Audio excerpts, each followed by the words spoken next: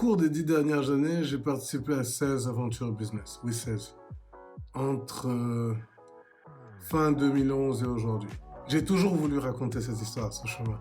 Pas parce que je pense avoir réussi ou parce que j'ai des leçons à donner, mais simplement parce que je pense que ça peut aider des gens qui entament le même chemin que j'ai commencé il y a 10 ans. Aussi parce que j'ai envie de montrer la vraie nature du chemin d'un serial entrepreneur. Parce que oui, c'est ce que je suis, un serial entrepreneur. J'ai envie de montrer que les échecs n'enlèvent rien à l'homme d'affaires, à la qualité de l'homme d'affaires. Et même qu'il participe à le construire et à le façonner. Je m'appelle Serine Maliktal. Bienvenue sur mon vidéoblog.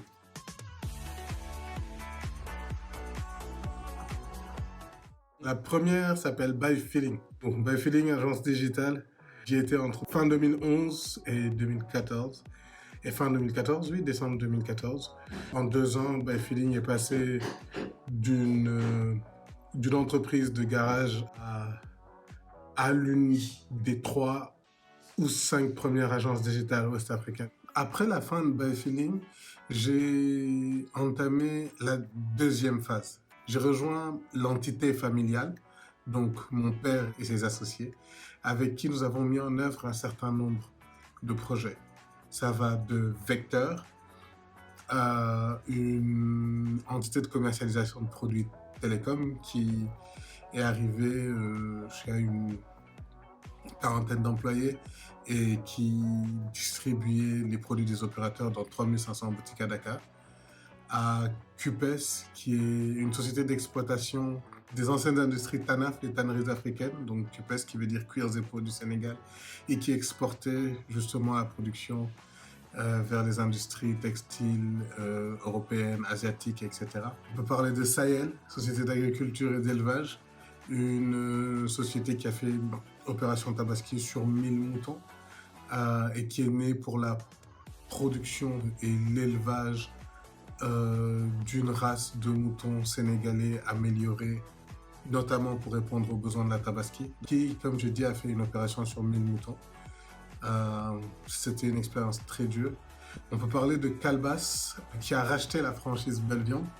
On peut parler de Halle du Sénégal, qui était une chaîne de marché moderne que nous avions racheté pour en faire un supermarché, en tout cas un marché moderne qui allait s'appeler Cœur Pharma, de Little Farm, qui est une ferme agricole là-bas dans le nord, à Bayenboy, qui faisait de l'élevage et de l'agriculture fourragère, mais pas que.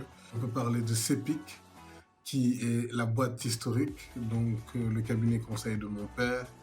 On peut parler de ID, qui est la suite de CEPIC. C'est un institut de développement de l'esprit d'entreprise, ID, donc comme vous l'entendez, et qui est à la fois une école, une boîte de conseil, d'accompagnement et qui poursuit les activités de développement de mon père dans tout ce qu'il a fait depuis 40 ans.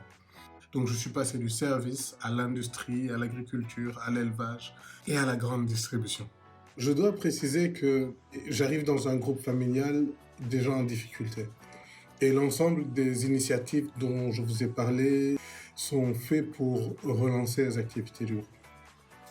De 2014 à 2017. En 2017, on n'y arrive pas. Les activités du groupe sont quasiment à l'arrêt et les difficultés sont de plus en plus grandes. C'est le moment pour moi de passer à la 3e étape et donc de ma carrière d'entrepreneur. Et cette 3e étape commence par la reprise d'une des activités du groupe, donc celle de Vecteur SA, la distribution de produits télécoms. Et je la reprends en la digitalisant dans une entreprise qui s'appelle Africaine de Services et de Distribution et qui va lancer la plateforme Payol. Payol, c'est d'abord un agrégateur de produits télécoms à destination des boutiquiers de quartier. Ensuite, ça intègre les produits de mobile money, ensuite le paiement de factures, ensuite on superpose sur l'ensemble de ces éléments une marketplace, enfin un produit financier à destination de cette cible des boutiquiers de quartier que j'ai déjà cité. C'est un moment charnière dans ma vie d'entrepreneur. La première chose que ça me permet d'expérimenter, c'est des volumes d'affaires assez exceptionnels. C'est la première fois que par moi-même, je construis une activité qui va atteindre plusieurs milliards de chiffres d'affaires. La deuxième chose, c'est que Payol m'emmène à Stanford Seed, donc qui a un programme de formation exceptionnel et qui me donne un réseau international et puis bon, une envergure que jusqu'à présent je n'avais pas. Mais aussi un regard sur moi-même et puis un regard sur mon activité qui me fait gagner 5 ans. Payol, c'est aussi l'endroit où se construit Teamix. Teamix qui est une autre activité de cette troisième période. Teamix, c'est un startup studio. C'est une boîte de développement informatique qui vous apporte de la technologie en échange de parts dans votre startup. Et c'est très intéressant. Pourquoi? Parce qu'on construit Teamix pour répondre aux besoins de Payol avec mon associé Pape Ramsel et parce qu'on se rend bien compte qu'il y a une énorme demande à laquelle les boîtes de développement classiques ne peuvent pas répondre. C'est d'ailleurs tellement vrai que depuis lors, dans le cadre de Payol, non, dans le cadre de Teamix, pardon, j'ai été involvé et Teamix a accompagné des entités comme Khalis, comme Firefly, comme Logidoo. Une autre initiative de ce moment clé, c'est une initiative industrielle qui s'appelle Brick and Blocks, où on a simplement une usine, où je lance avec des amis une usine qui fait des briques et des pavés, chacun Massar, à destination du secteur du BTP. Une entité qui avait très bien commencé et qui a énormément souffert du Covid. Enfin, autre chose que j'entreprends avec mon frère Lamine, plutôt à côté de lui, parce qu'il en est l'artisan principal et je ne suis qu'un accompagnateur, un tout petit peu investisseur, mais fortement supporter de cette activité, c'est Cori. Cori commence comme une plateforme de transfert d'argent qui permet à la diaspora d'envoyer de l'argent directement dans des wallets au Sénégal. Et c'est progressivement transformé pour devenir aujourd'hui la première banque de la diaspora. Ça, c'est la troisième partie. Et ce qui est assez particulier, c'est que malgré tout ce qu'on arrive à faire dans cette troisième étape, c'est le moment où je décide de prendre un peu de distance et de m'éloigner un peu de l'entrepreneuriat, notamment un peu de l'entrepreneuriat technologique surtout.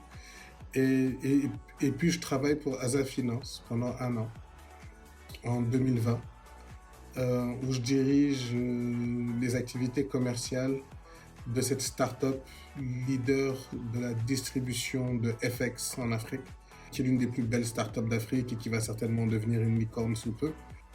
Asa m'offre une autre opportunité. Je commence comme Head of Sales Sénégal et j'évolue très rapidement comme Head of Sales West Africa et je gère le Nigeria et le Ghana. En plus de tout ce que ça m'apprend sur la gestion d'une entreprise à taille africaine, à cette envergure qui a dépassé le milliard de dollars de volume d'activité, c'est que ça m'ouvre la porte du Nigeria, que je connaissais déjà depuis mon expérience Stanford Seed avec mon associé et puis d'autres et puis d'autres entrepreneurs sénégalais qu'on avait déjà découverts. Par contre, ça me permet d'y vivre, d'y être, d'y diriger des équipes et d'y faire des affaires à un certain scale. Donc ça développe mon réseau, mais ça me donne une compréhension assez sharp de l'environnement nigérian et de toutes les opportunités qui peuvent en venir. Et ça nous permet de plonger tout de suite dans la quatrième partie et partie actuelle de ce qui est ma carrière d'entrepreneur. C'est le moment où je mûris, où je comprends tout le potentiel qui est en moi et quel type d'homme d'affaires je suis, quel type de manager je suis, mais aussi qu'est-ce que je peux aller chercher de l'environnement au vu de toutes les expériences que j'ai déjà faites et de toutes les valeurs que j'ai déjà générées. Parce qu'il faut dire une chose, malgré tout ce que j'avais fait jusqu'à présent, et puis avant l'emploi salarié de Asa, il y avait encore plusieurs mois où ça a été difficile d'avoir des revenus qui permettent simplement de faire vivre ma famille, de faire bouillir la marmite, mais je pense que c'est vrai pour tous les hommes d'affaires, faire à un moment ou à un autre. C'est là où je m'associe avec un homme d'affaires nigérian, un ami que j'ai rencontré à Stanford, Sid, et avec qui j'ouvre la filiale francophone du leader du bâtiment intelligent en Afrique qui s'appelle Marenmo, qui est une boîte nigériane qui existe depuis 12 ans et qui lead le marché nigérian déjà. Il y a quelque chose d'assez exceptionnel qui se passe, c'est que le marché sénégalais répond assez rapidement. Comme jamais, bien entendu, j'ai la force d'un groupe derrière avec une vraie crédibilité. Par rapport au début, ici, tout est présent. Il y a un produit éprouvé qui dirige l'Afrique, donc qui est sur le toit de l'Afrique en termes d'offres, et puis de qualité de service, de l'argent, des capacités ressources humaines, des process qui existent, etc. Et j'ai surtout maintenant 10 ans de bouteille pour simplement dérouler. En ce moment, je structure ma holding pour gérer mes différentes activités et les rationaliser.